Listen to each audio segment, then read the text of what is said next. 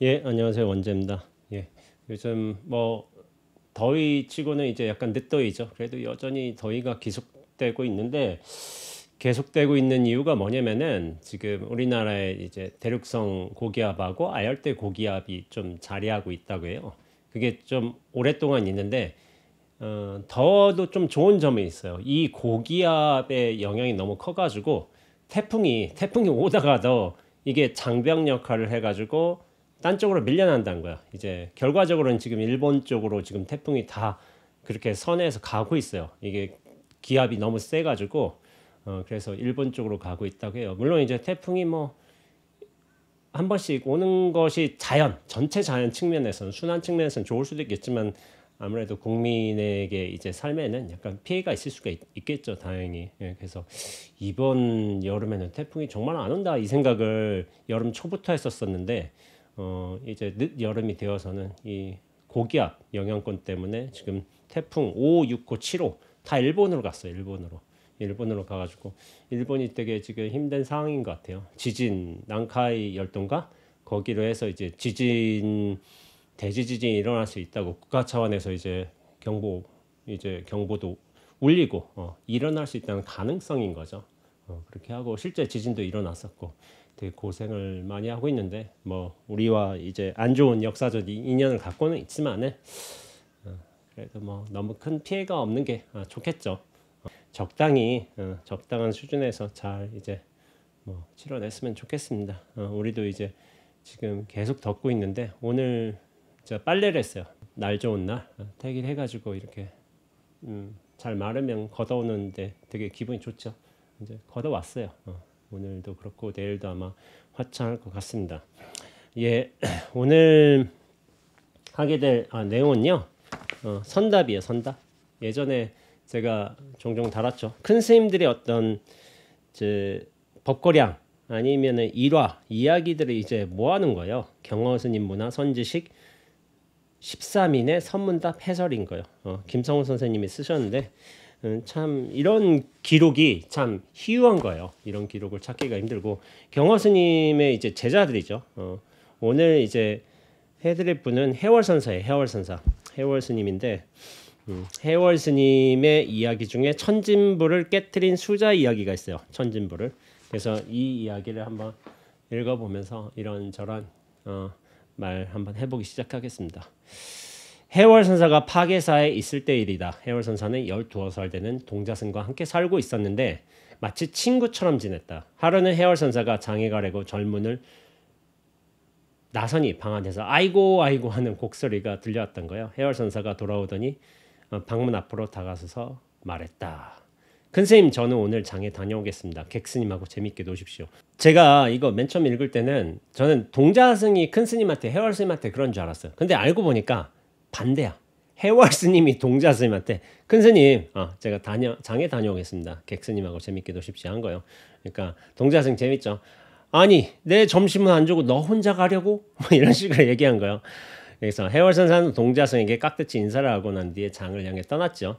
근데 해월선사가 떠나자 동자승이 객승을 부른 거야. 객승을 부르더니 어디서 온 객승인데 건방지게 앉아만 있는가? 우리 스님은 아침 저녁 나에게 문안을 올리는데 당신은 인사도 할 줄 모르더냐? 하고서 이제 객승한테 혼을 낸 거야. 그러니까 객승이 어이가 없어서 말문을 읽고 있다가 분노를 참지 못해서 동자승을 이제 방 안으로 불러들였어요. 내 이놈 어디서 그런 무례한 짓을 배웠느냐? 당장에 옷을 벗겨 절 밖으로 쫓아낼 것이다라고 이제 협박을 한 거죠. 그러니까 이 동자승은 처음으로 그렇게 호통을 받은 거예요. 근데 절 밖으로 쫓겨난데 절이 내 모든 세상인데 여기로 쫓겨났는데 옷 벗겼어. 그러니까 두렵잖아. 그러니까 잘못했습니다. 제가 용서해 주십시오 하고서 이제 눈물을 흘린 거야. 그러면서 객승이 야 이리 와서 꿇어 앉아라 하고서 오늘부터 내가 가르치는 대로 하여라 하고서 네 스님 하고서 스님이 선사가 어디 갔다 오시면은 스님 다녀오셨습니까 하고 인사를 하고 앉을 때는 무릎을 꿇고 앉아야 한다 하니까 동자승이 예 알겠습니다 하고 한 거죠. 그럼 나가봐라 하겠어. 저녁 늦게 이제 해월 선사가 다시 장 보고 돌아오신 거예요. 선사가 절문에 들어서면서 근스님 한 거예요. 해월 선사도 참 천진불이죠. 동자승을 데리고서 근스님 다녀오겠습니다. 문안 인사 드리고 밥도 해주고 막 다 키운 거지. 동자승을 부르니까 동자승이 풀이 다 죽어서 해월선사 앞에 나오면서 딱 절을 한 거야. 스님 이제 다녀오십니까 하니까 해월선사가 갑자기 이제 낯빛이 어두워진 거죠. 이게 무슨 변화인가 하고서 선사가 객승을 부른 거예요. 스님 동자승에게 무엇을 가르쳤어? 예, 하도 무례해서 예법을 가르쳤습니다 라고 한 거예요. 그러니까 해월선사가 굉장히 실망하고 그리고 노기를 띠면서 큰 소리로 말했다고 하죠. 내가 예법을 몰라서 저 아이에게 가르치지 않았겠소. 천진함 그 모습이 하도 좋아서 때묻지 않게 정성껏 가꾸고 있었는데 스님이 그 천진성을 깨뜨리고 말았소. 이제 나하고는 인연이 다 됐으니 스님이 데리고 가시오 하고서 그 동자승을 객승한테 맡겼나 봐요. 그래서 떠나가는 동자승 보고서 해월선사가 손을 흔들면서 근스님 공부 잘 하십시오 하고서 이제 보냈다고 해요. 이런 이야기가 있는데 이야기 참 상징성이 크죠. 상징성이 큰데 근데 저는 이제 팩트를 따지는 특성이 있어요. 아마 이 이야기는 조금 각색된 이야기가 아닐까 하는 생각이 들어요. 왜냐하면은 이제 동자승이라고 했고 객승이라고 했잖아요. 그 객승의 이름이 없어. 동자승도 물론 동자승이 들어왔다고 해도 동자승이라고 부를 수도 있지. 근데 이를테면 뭐 보월이라든지 아니면 뭐라 그러지? 도암이라든지 이렇게 뭐 법명을 줄 수는 있거든요. 근데 법명도 없었죠. 그러니까 객승이나 동자승 모두 법명이 없어. 그런 것도 있고 그래서 혹시나 이 동자승이 굉장히 커서 나중에 커서 큰 공부를 했다. 아니면 이 객승이 유명한 선승이다 라고 한다면 굉장히 큰 스님이다 한다면 뭔가 근거가 남아 있겠죠. 근데 이도 저도 아닌 것 같아요. 그러니까 약간은 좀 꾸며진 부분이 아닌가 그런 생각이 들어요. 근데 이것의 상징성이 굉장히 크죠. 그래서 이제 김성호 선생님께서 이거에 관해서 이제 해석을 하셨는데 일견 좀 이해가 가는 측면, 타당한 측면이 많이 있습니다. 김성호 선생님의 해석을 보자면은 이 문답은 천진한 마음, 형식과 예법을 배우기 전에 순진무구한 마음이 사람마다 가진 본래의 성품에 가깝다는 사실을 암시하고 있다. 선과 악, 옳고 그름, 아름다움과 추함, 사랑하고 미움 등 온갖 분별심이 생기기 이전의 무심은 천진난만한 아이들이 가진 마음과 유사하다. 해월, 성철 스님과 같은 큰 스님들이 아이들을 좋아한 것도 이런 이유 때문이다. 갑자기 그 생각이 나네. 우리 사양 중에 동진 출가한 스님이 계세요. 동진 출가하셨는데 이제 한 뭐 10살쯤에 출가하셨다 해봐. 12살, 13살쯤 되냐면 여전히 좀 뭐라 하지? 초등학생이고 또 키도 작고 하면은 좀 애처럼 보일 거 아니에요. 애처럼 보일 거 맞고 그리고 10살 근처라면 되게 귀엽잖아요. 예전에 10살 근처에 많이 출가를 하셨었죠. 동진 출가라는 게 있었었죠. 그러니까 저희 이제 큰 사형부는 이렇게 그렇게 동진 출가를 하셨어요. 그럼 예전에 해인사에서 이제 성철 스님이 그때 방장으로 주석하셨을 때 저희 큰 사형은 이제 동진으로 이제 해인사에 있었나 봐요. 그러니까 막 울고 있는 거야. 왜 울고 있냐면은 이렇게 저기 동방에 고름이 좀 안 잡혀가지고 이게 잘 못 묶어가지고 그래서 막 울고 있었대. 울고 있으니까 성철스님이 이렇게 지나가자 막 울고 있으니까 성철스님이 와서 니 왜 우노? 하고서 이렇게 물어본 거야. 이게 안 묶인다고 해가지고 이게 울고 있었던 거야. 그러니까 성철스님더러 이제 우리 큰 사형이 짬 매줘! 하고서 이렇게 얘기를 했다는 거예요. 이거 어서 짬 매줘! 하니까 성철스님이 좋아가지고 해가지고 이거 이렇게 묶어야 된다 하고서 이렇게 묶어줬다는 거야. 이게 동방고름을. 그러니까 그 이야기가 되게 기억에 남아요. 짬 매줘! 하니까 성철스님이 그런 걸 좋아하셨다는 거예요. 그리고 어린애들 오면은 되게 그렇게 어린애들하고 농담 따먹기 하면서 같이 뭐 웃어대면서 잘 노셨다는 그런 일화들이 있죠. 이렇게 순진무구하죠. 순수하죠. 우리가 아는 성철스님은 뭐 법상에 서서 주정자 딱 들고서 그 101법문을 설하시는 역대 고금의 어떤 선지식들의 말씀들을 그렇게 당신의 안목으로서 딱 펼쳐내시는 중도의 논리로서 다 엮어내시는 그런 대선지식으로 알고 있지만은 그냥 동자승한테는 잘 모르는 사람한테는 그냥 할아버지 스님이잖아. 할아버지 스님. 그러니까 이거 짬매달라고 이렇게 얘기한 게 되게 순수했던 거죠. 그런 측면이 있어요. 사람이나 동물은 갓 태어나 어릴 적에는 선과 악, 옳고 그름 등의 분별심이 없어서 그야말로 천진불 그 자체다. 나와 남에 대한 구별이 거의 없기에 이기심이나 남을 해치는 마음도 없다. 근데 이제 뭐 김성호 선생님이 이게 전반적으로 맞지만은 저는 약간 해석이 달라요. 나와 남에 대한 구별이 거의 없어요. 미분화와 약간 약분화 상태라고 저는 보고 있어요. 나에 대한 존재감이 미분화, 약분화 상태야. 근데 나란 존재가 분별이 되면 될수록 남에 대한 존재도 크게 분별이 되는 거야. 그러니까 나에 대한 존재가 실제로 그렇게 분화되지 않았기 때문에 미분화, 약분화라고 얘기하는 거고, 이기심이나 남을 해치는 마음도 없다라고 하지만은 저는 여기서 약간 큰 맥락은 같지만 이건 약간 다르게 생각하자면은 애들은 이기심이 없는 게 아니라 순수하게 이기적인 거야. 순수하게 나만 원하는 거야.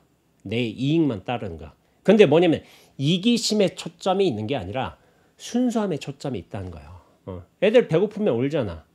배고프면 아기가 그래서 밥 달라고 울고, 나 배고프니까 밥 달라 말하자면 이런 것이고, 내가 뭔가 이제 벌레들을 뭐 잡아서 이렇게 뭐 잡아서 구경하는 경우도 있지만은 뭐 어떤 애들 같은 경우는 돌로 빻아서 벌레들을 죽이는 애들도 있어요. 그냥 뭐냐면 순수한 호기심이야. 그냥 순수하게 알고 싶어서 그런 것이지, 뭐 남을 해친다, 동물을 해치는 거죠. 곤충 같은 것도 해치는 경우가 있겠고, 그리고 뭐 어디다 딱 찧었어, 부딪혔어, 그러면 아파서 막 울잖아. 순수하게 우는데 그게 내가 아파서 우는 거잖아. 나를 이제 뭐 반응을 하는 거잖아요. 상황에 대해서 내가 아프니까. 근데 나라는 그 존재감, 실체감이 있다기보다는 이 아픈 상황이 크게 느껴지는 거죠. 그러니까 그렇게 막 우는 거야. 그리고 뭐 이를테면 인스타 같은 데 이제 많이 나오기도 하지만은 애들은 하얀 벽이 있으면은 그냥 그림을 그려. 있는 대로 하얀 벽, 뭐 흰색 도화지처럼 보일 수도 있겠죠. 근데 뭐 말하자면 뭐 한 일주일 전에 새로 한 벽지야. 예전에는 모양이 있었는데 지금은 모양이 없는 하얀 벽지야. 그러면 애들은 거기다가 엄마가 쓰는 이를테면 샤넬 립스틱 가지고 그림을 그리는 거야. 엄마 없을 적에.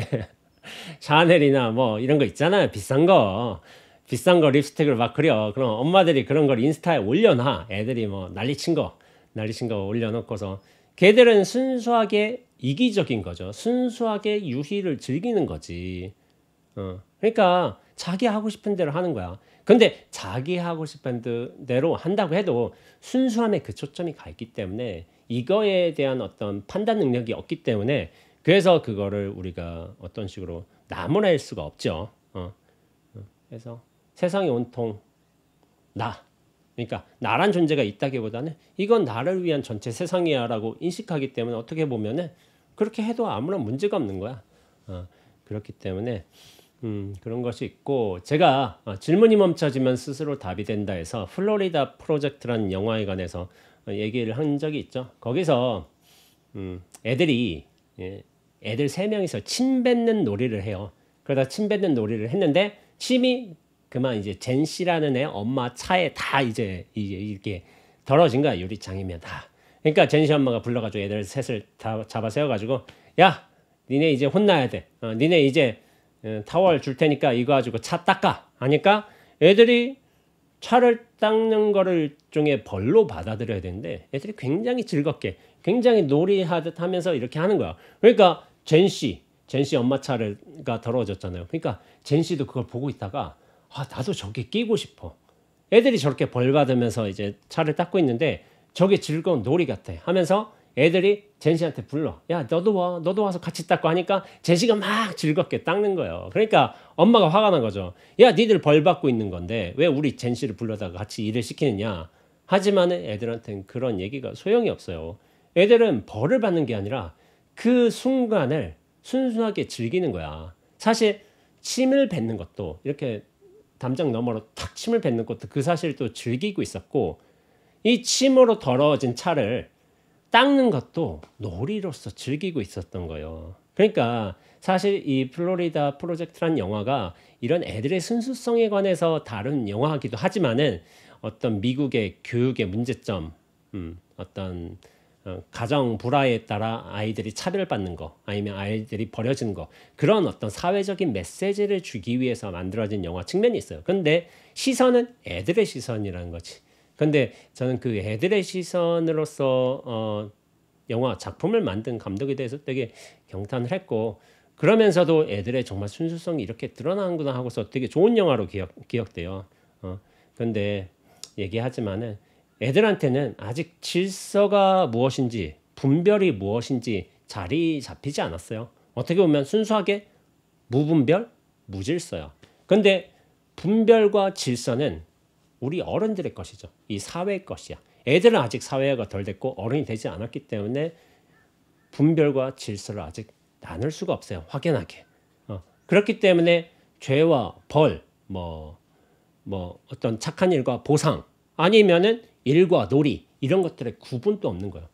뭐냐면 세계가 총체적으로 한 통으로 그렇게 다가온 거지. 분별이 없고 그거에 대한 생각, 판단이 없기 때문에 모든 게 사실은 놀이가 될 수 있는 거야. 이런 일을 해도 신비하고 침을 뱉어도 재밌고 침으로 더럽혀진 차를 닦아도 즐거운 일이고 그러니까 이 세상 전체가 어떻게 보면 놀이터로 훅 다가오는 거죠.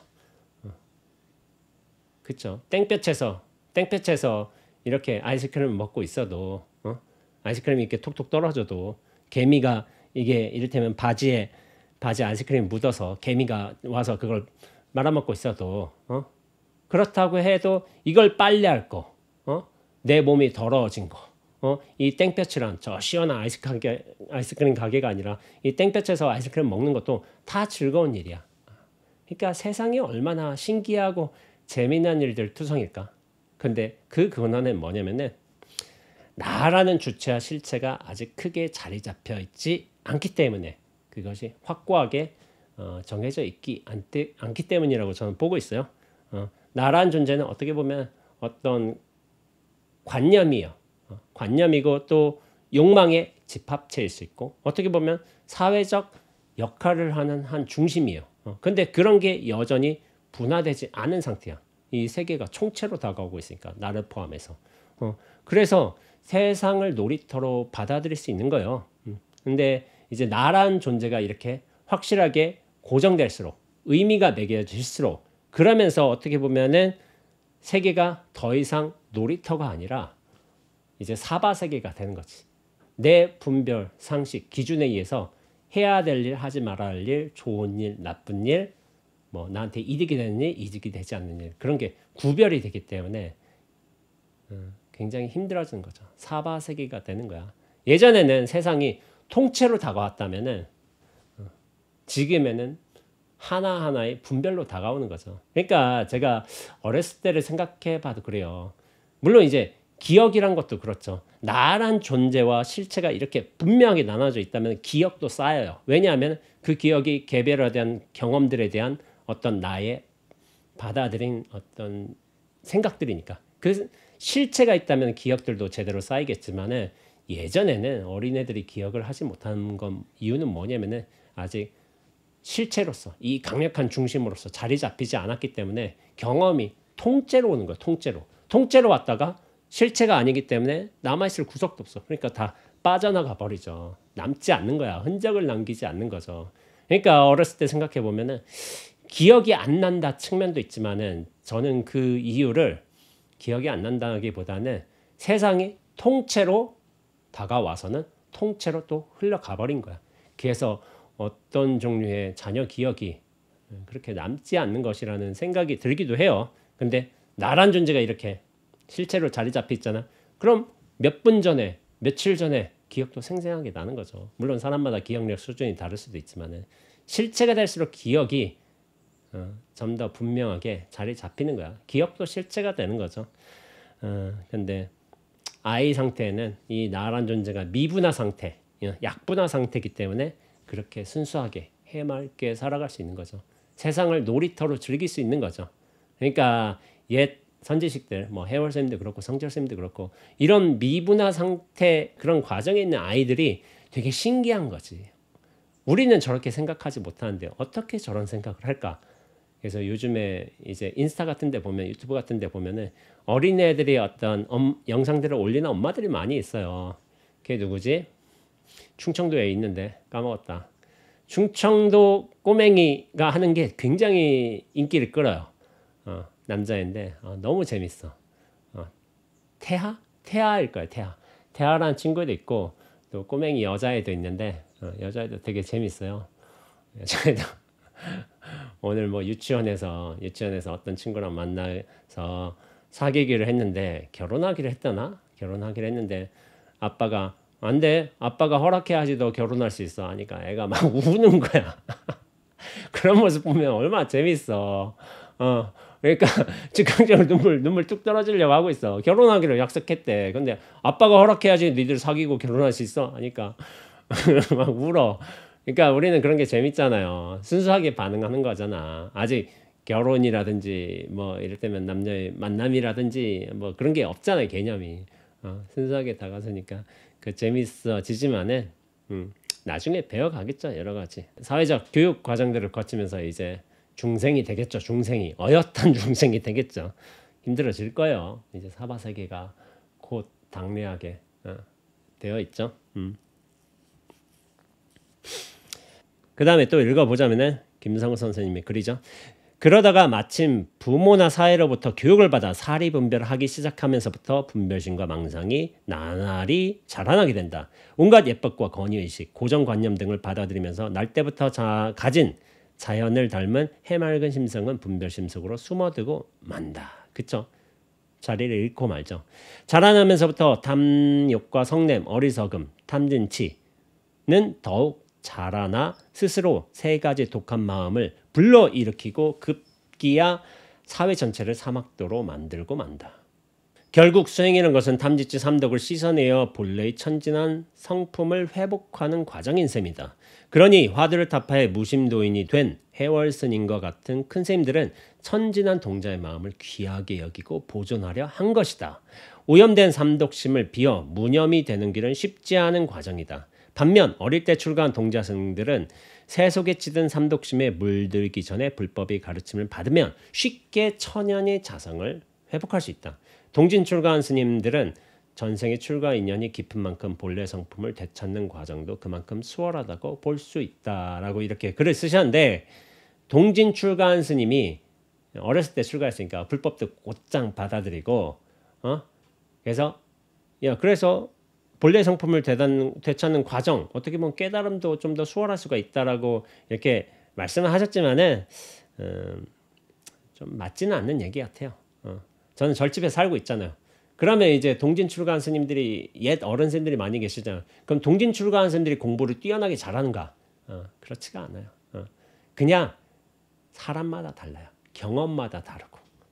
동진 출가한 스님들이 어떤 견성돈이 된 압도적인 비율을 갖고 있다. 그럼 제가 이유를 알겠는데 그거는 납득할 만한 이유는 아니에요. 별로 상관이 없어요. 별로 상관이 없고 요즘에는 좀 인식이 달라요. 동진 출가보다는 좀 적당한 나이에 출가하는 게 좋지 않나. 저희 스님들이 아마 대부분의 의견이 그래요.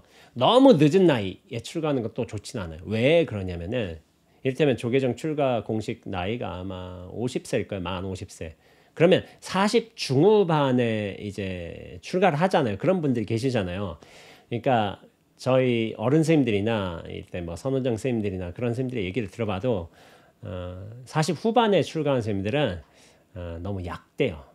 이미 머리가 너무 많이 잘 굴러가. 여기서 내가 하면 이렇게 하면 이득이 생기고 이렇게 하면 이런 좀 불리한 요소를 피할 수도 있고 이런 걸 계산을 너무 잘한대. 그래서 그게 별로 안 좋다는 얘기를 하더라고요. 왜냐하면은 경험치가 너무 많이 쌓였어. 그리고 나이 드신 분이 출가하면 굉장히 힘든 게, 이를테면 내가 40 후반이라고 쳐봐요.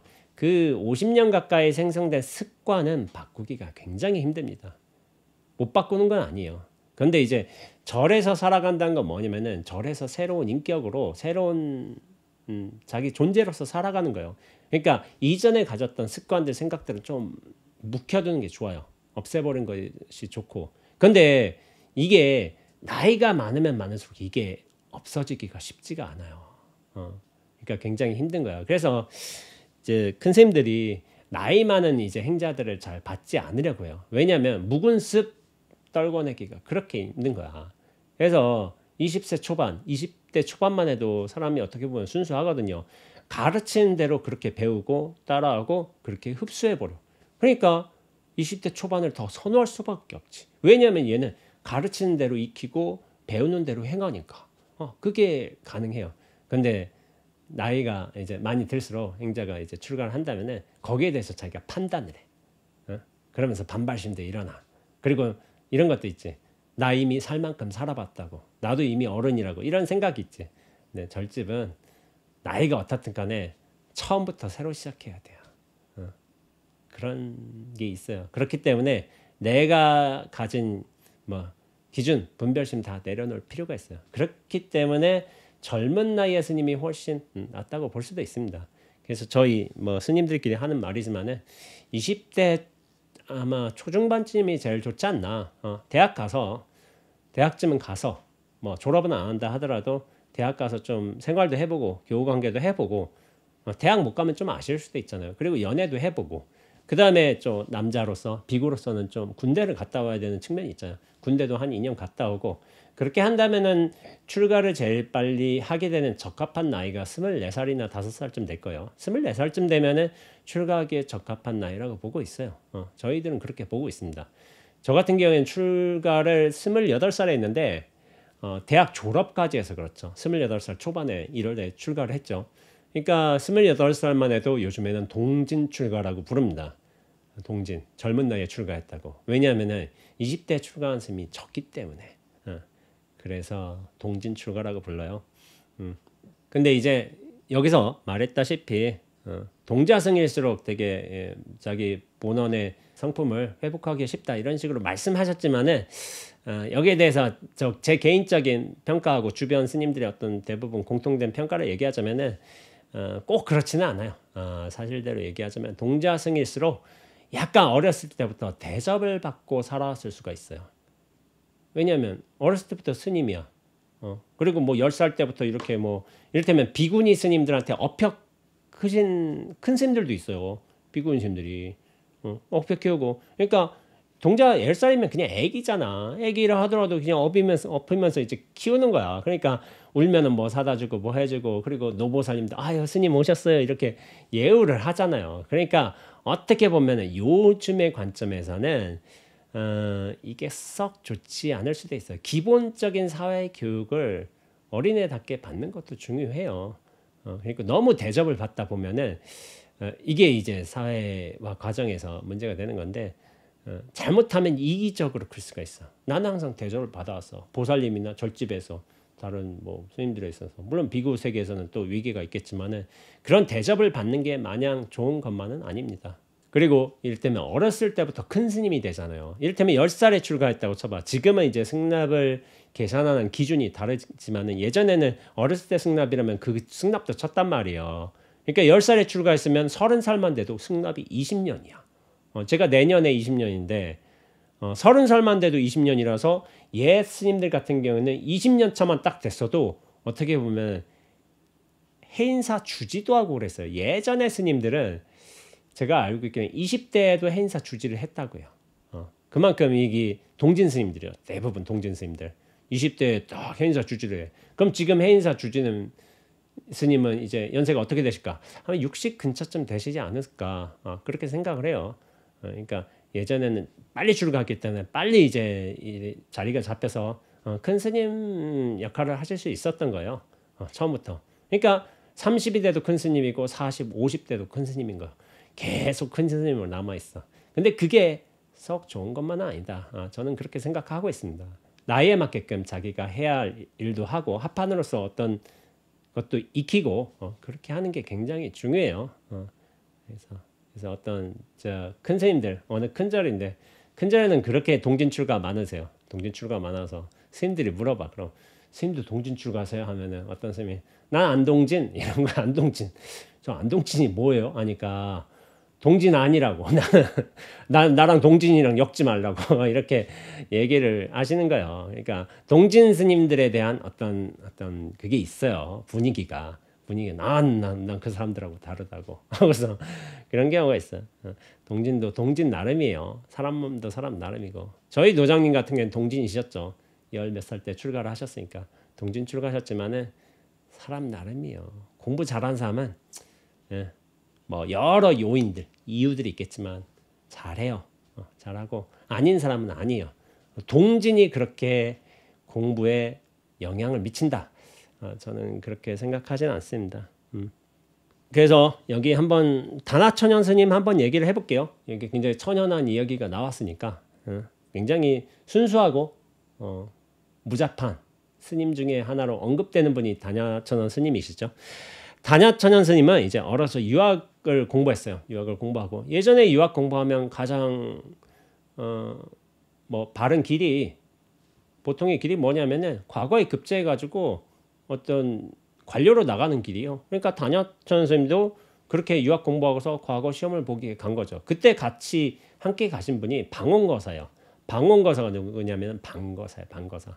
선별교에 그렇게 많이 언급되는 거사, 방거사죠. 방거사하고 같이 과거 시험을 보기 위해 장안으로 향하는 길이었어요. 근데 이제 길에서 만나, 뭐 어떤 주막 같은 데서 만날 수가 있죠. 그래도 선승한테서 세속에서 명예를 추구하는 관리가 되는 것보다 부처를 뽑는 자리에서 들어가서 부처가 되는 게 훨씬 좋지 않겠느냐라는 말을 듣고서 과거 길을 접고서 마조 스님에게 갔어요. 그런데 마조 스님이 이 천연 스님을 보고서 하는 말이 근기하고 인연을 파악하셨던 거겠죠. 그러니까 석도 스님한테 보냈어요. 나하고 인연 없고 석도 스님한테 가보라 했어요. 그러니까 천연 스님이 석도 스님 문화로 가서 3년 동안 이렇게 부엌일을 한 거예요. 부엌일을 하다가 하루는 이제 석도 스님이 행자들을 모아놓고 말했던 거예요. 그때는 이제 행자도 길었던 거예요. 행자 생활도. 우리는 지금 조계 종법에 의해서는 최소 6개월의 행자 기간을 한다라는 이제 규정이 있지만은 그 당시에는 그냥 뭐 특별한 기한이 없었던 것 같아. 큰 스님이 야 머리 깎자 삼위하자 뭐 그랬던 것 같고 행자면은 아직 스님은 아니지만 스님 뭐 비슷하게 입고 다니겠죠. 정식 스님은 아니었던 거예요. 정식 스님은 아닌데 석도문화로 들어가서 3년간 부엌일 한 거야. 그러니까 하루는 이제 석도 스님이 행자들 모아놓고 내일 아침에는 이제 공양 마친 뒤에 법당 앞에 풀이 무성하니 풀을 깎아야 되겠다라고 말씀하신 거예요. 그러면 이 말이 어떠겠어요? 야 법당 앞에 풀이 무성하니까 내일 아침에 풀을 깎자 이렇게 얘기한 거예요. 이 말을 어떻게 받아들이겠어요? 여러분 지금 듣는다면 그러면 이제 낫하고 뭐 호미 같은 거 들고 와야 되잖아. 법당 앞에 풀이 무성하니까 그게 일반적인 상식이잖아요. 근데 이거를 천연 스님은 다르게 들은 거예요. 다르게 이래서 이제 도인들은 다른 거예요. 아예 그 태생부터가 달라. 기본 근기가 달라. 뭐를 준비했냐면 다른 제자들은 행자들은 낫하고 괭이 그런 거 들고 왔어. 이제 풀 깎아야 되니까. 근데 천연 스님은 삭발할 칼하고 대야에 물을 이제 떠가지고 석도 스님 앞에 딱 온 거야. 그러니까 스님 어서 제 무명초를 깎아 주시지요 한 거예요. 무명초가 뭔지 아시죠? 머리예요. 머리카락. 머리카락을 무명초라고 하는데 야 법당 앞에 야 풀이 많이 자라서 어지러우니까 풀 깎자. 이거를 천연 스님은 이 법당 앞에 야 풀이 많이 자랐어. 야 풀 깎자. 이런 식으로 해석을 하신 거야. 그러니까 석도 스님이 기분이 좋아. 고개를 끄덕이면서 천연 스님의 머리를 깎아줬던 거예요. 그래서 천연 스님 머리 깎고 나니까 이렇게 하니까 뭐 머리가 이제 볼록 솟았나 봐요. 약간 뭐라고 하지? 부처님 32산 80종을 보면은 부처님 이야기에 여기 약간 솟아오르는 측면이 있으세요. 그거를 뭐 육계라고 부르기도 하는데, 그러니까 이게 약간 호상 중에 하나야. 수행자 중에 약간 머리가 이렇게 볼록 솟아오르신 분, 그러면은 우리가 그러면 좀 공부를 잘하게 생겼다. 그렇게 해석을 하기도 해요. 그리고 우리가 이제 나한전 같은데 보면은 나한님들 보면은 이게 머리가 불룩 솟아오르셨어요. 이렇게 육기가 쏙 솟아올랐어. 그래서 그런 분들은 뭐 믿든 말든 되든 안 되든 간에 공부 잘하게 생겼다. 그런 걸로 약간 점수 따고 들어간 측면도 있습니다. 그러니까 이렇게 육계를 딱 만져면서 이제 석도스님이 말씀하신 거죠. 야 천연하구나. 천연스럽구나. 이렇게 해서 천연이라는 법명이 나왔다는 일화가 있고 이것이 하나의 일화고 근데 이제 두 번째 일화가 저는 더 큰 것 같아요. 그게 제가 알고 있는 천연 스님의 법명을 받은 일화인데 그 일화를 말하기 전에 근데 이제 머리카락을 왜 이제 스님들은 이거 왜 무명초라고 하죠? 무명초. 이걸 무명초라고 하잖아.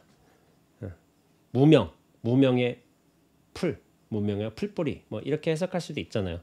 그러니까 우리가 삭발을 한다는 것은 뭐냐면은 이 무명의 풀뿌리를 걷어낸다, 없앤다 이런 측면이 있죠. 이게 뭐냐면은 이 머리카락이 어떤 번뇌의 상징인 거야. 인간의 욕망의 상징인 거야. 욕망과 번뇌의 상징인데 이거를 주기적으로 깎아내면서 이제 수행자의 본분 자세로 이제 돌아온다는 뜻이겠죠. 원래 이제 예전에는 삭발을 한 달에 2번 했어요.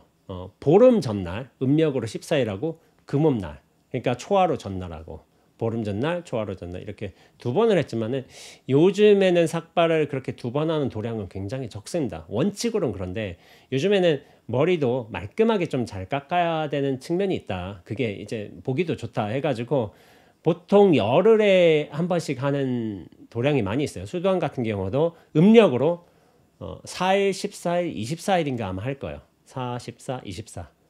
그러면 한 달에 3번 하죠. 근데 타 도량 같은 경우, 해인사 같은 경우는 한 달에 4번 하는 걸로 알고 있어요.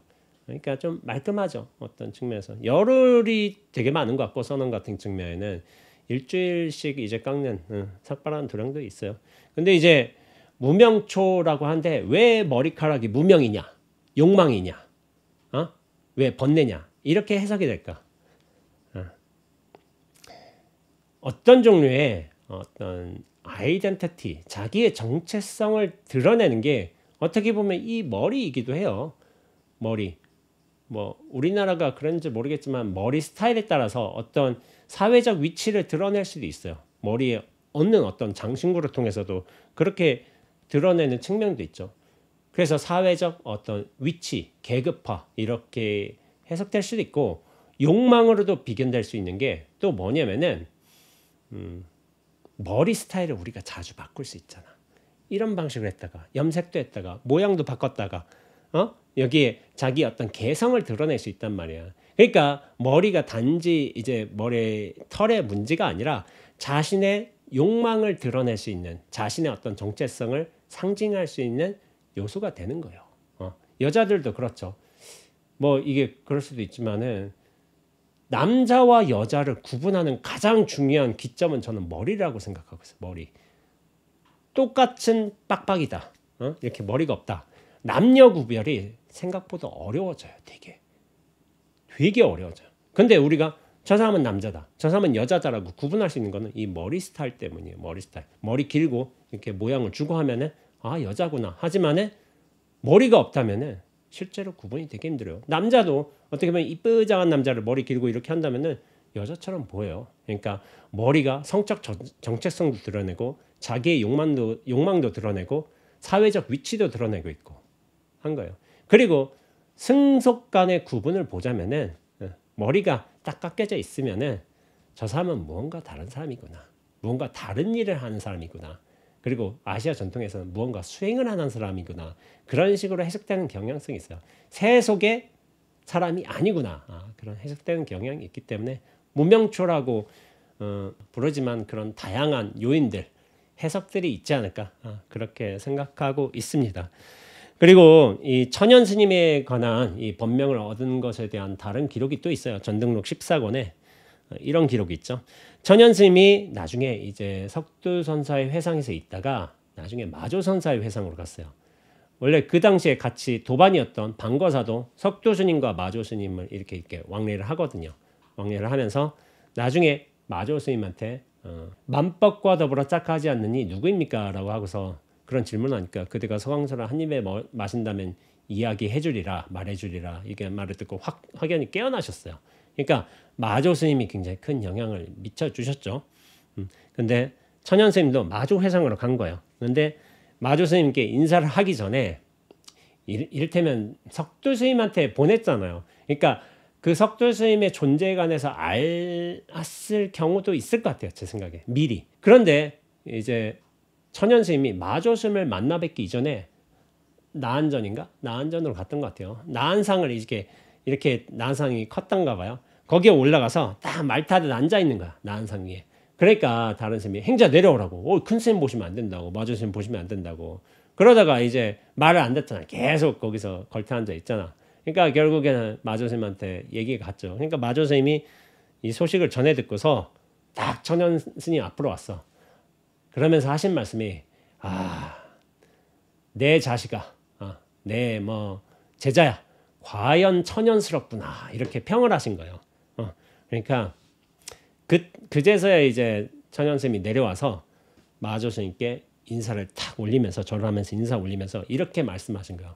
스님, 이렇게 법명을 내려주시니 감사합니다. 라고 한 거예요. 그래서 천연 스님이 되었다. 이런 일화가 있어요. 저는 이 두 번째 일화를 천연 스님의 이름을 받게 된 일화로 알고 있어요. 근데 첫 번째 일화도 있을 수도 있죠. 있을 수도 있지만 기록이 있다 보니까 그만큼 이제 천연 스님이 굉장히 큰 역할을 하지 않았을까. 석두 희천 스님 문화에서도 그렇게 두각을 나타냈고 마조 스님한테도 그렇게 뛰어난 제자 중에 한 분이셨겠죠. 그런데 이제 다나천연 스님이 굉장히 큰 일화, 많이 소개되는 일화가 사실 다나소불인 거죠. 목보를 떼어가지고 부처라면 사리가 나와야 되는데 사리도 없는 게 이게 무슨 부처겠는가, 그런 식으로 이제 이야기가 되잖아요. 그 이야기는 제가 예전에도 많이 했지만은 원주의 눈썹이 빠졌다, 이런 이야기도 있지만은 그런 상징적인 이야기가 있어요. 이제 천연의 관점에서 이렇게 얘기를 해보자면 다나천연 스님이 굉장히 순수했던 분은 맞는 것 같아. 근데 우리식으로 하자면은 순수했다기보다는 약간 기인에 가깝죠. 기이한 분인 거예요. 기이한 분. 기인에 가깝다고 해야 되지 순수하다? 그거는 솔직히 잘 모르겠어요. 우리 기준의 상식에 있어서는 순수보다는 기인에 가깝다. 저는 그렇게 얘기하고 있고, 그럼 다나천연의 스님이 공부를 잘하면 이렇게 순수하다, 기인의 모습도 드러난다, 이렇게 얘기할 수 있을까? 공부를 잘하기 위해선 어떤 기인의 측면도 있어야 되고 순수해야 된다. 저는 그렇게 생각하지 않습니다. 다나천연 스님이 중요하게 언급되는 이유는 뭐냐면은 천연하고 순수하고 기인이다 에서가 아니에요. 그럼 다나천연 스님이 언급된 이유는 뭘까? 깨달았기 때문이에요. 깨달았기 때문에 천연하고 기인이고 순수하고 이것도 용인이 되는 거야. 깨닫지 못하면은 의미 없습니다. 그러면 생각해 보세요. 그 당시에 당나라 시대 다나천연 스님이든 지금이든 순수한 사람, 순진무구한 사람, 기인인 사람 넘치고 넘쳤습니다. 근데 왜 다나천연 스님 이야기가 소개되는가? 이유는 단순하다니까. 다나천연 스님이 깨달은 분이기 때문에, 법을 이은 분이기 때문에. 그래서 유명해진 거예요. 그 일화들도. 근데 이제 그 일화들이 소개된 데에는 아마 이제 시대적 좀 정황들이 있을 거예요. 다나소불의 이야기도 그렇고 그런 것도 복합적으로 작용해서 이게 전등록이라든지 여러 기록에 남지 않았을까 하는 생각이 들어요. 천연하다, 순수하다. 물론 이렇게 된다면은 그 깨달음의 어떤 본연의 순수한 모습으로 돌아가기에 좋을 수도 있지만은 꼭 그렇게 인과관계가 맺힌다고 저는 생각하지 않습니다. 일단 깨달아야지 그 순수한 것도 그 기행도 다 용서가 되고 섭수가 되는 거야. 역사적 기록으로 남을 수도 있는 거야. 깨닫지 못한다면 의미가 없습니다. 지금에 있어서도 지금 시대 기인들 많아요. 스님들 중에도 며칠 전에도 저 낙감 한 분 찾아오셨는데 기인이 낙감 찾아오셔서 여기서 기인이세요. 기인. 그분도 유명한 기인으로 알고 있어요. 낙감 찾아오셔서 이렇게 땀이 많이 나서 했는데 여기서 샤워를 할 수 있냐고 물어보신 거예요. 근데 낙감 와보신 분들 아시겠지만 이건 여기는 처소이지 샤워하는 곳이 아니에요. 샤워는 그냥 종무소 그 건물이라든지 선원 요사체 가서 해야 되는 것이지 여기는 개인 처소라서 샤워하는 곳이 아니에요. 근데 기인이 오셨구나. 순수하신 분이 오셨어요. 순수하신 분이. 근데 그러면 이제 순수하신 분이 공부를 잘할까? 그건 별개래도. 별개의 요소라는 측면이 있어요. 그래서 언제나 이런 천연이든 무슨 의미든 중요한 건 깨달음인 거예요. 아까 전에 얘기했잖아요. 해월선사는 깨달으신 분이에요. 그러니까 그 천연한 모습을 굉장히 좋아하셨죠. 그러나 객스님이라든지 그 해월선사가 데리고 있던 동자승이 나중에 깨달은 분일까요? 깨달은 분이 된 거는 아니기 때문에 어떤 보조적인 역할에만 머무신 거죠. 머무신 측면이 있고, 실제로 선사들 분 중에 굉장히 순수하신 분, 그런 분들이 있겠죠. 그러나 어른의 역할로 가기 위해서는 사회화 과정을 분명히 어른의 어떤 직위에 맞게끔 결정을 해야 될 시기도 있어요. 제가 항상 얘기를 하지만은 어른이 된다는 거는 단순히 순수해서 공부를 잘해서 그런 게 아니라 어떤 중요한 결정 사항에 있어서 확실하게 정할 건 정하고 책임도 가르고 그리고 상도 주고 벌도 주고 그게 분명해야 돼요. 어떤 본원의 측면에서 야 죄도 없고 벌도 없고 상도 없고 뭐 온갖 유무 시비 뭐 그런 게 없다라고 얘기하는 게 아닌 거예요. 그 근본의 자리를 분명히 확철하게 알고 계시고, 하지만은 이 인연법에 맞춰서 자기 어떤 중생심이 흔들리지 않고 그 확연함과 분명함으로 모든 상황들을 재단하고, 그리고 결정 내릴 때 아픔이 있더라도 결정을 내려야 될 부분 상을 주고 벌을 주고, 그리고 중요한 어떤 분기점을 마련해 주시는 게 그런 분들이 큰 스님 역할을 하시는 거예요. 공부만 잘한다, 이 견성했다, 그렇게 해서 저는 큰 스님이 되는 것은 아니라고 생각하고 있습니다. 사회적 역할도 해주셔야 되는 거예요. 그래야 큰 스님이 되는 거예요. 그렇지만은 그 순진한 모습은 참 좋죠. 참 좋고, 이것도 참 어떤 우리가 가지고 있는 근본의 어떤 분별심, 중생심, 생사심을 어떤 되짚어 보기에는 나름의 좋은 글이라고 볼 수 있어요. 그렇기 때문에 한번 이 천연에 관해서 한번 이야기를 해보았습니다. 예, 저는 이제 다음 주말에 돌아오는 이제 백중 한거 해제일에는 저희 사장님이 대구에서 운영 중인 이제 반야선언에서 이제 법문을 하게 되었습니다. 오늘 법문은 이제 반야선언 법문하는 날에 아마 아침에 올라올 것이지만 그 다음 주에는 반야선언 법문이 아마 올라올 것 같아요. 예, 이렇게 하고 남은 여름 이제 무더위 잘 버텨내시고 이렇게 잘 건강히 지내셨으면 좋겠습니다. 예, 다음 시간에 뵙도록 하겠습니다.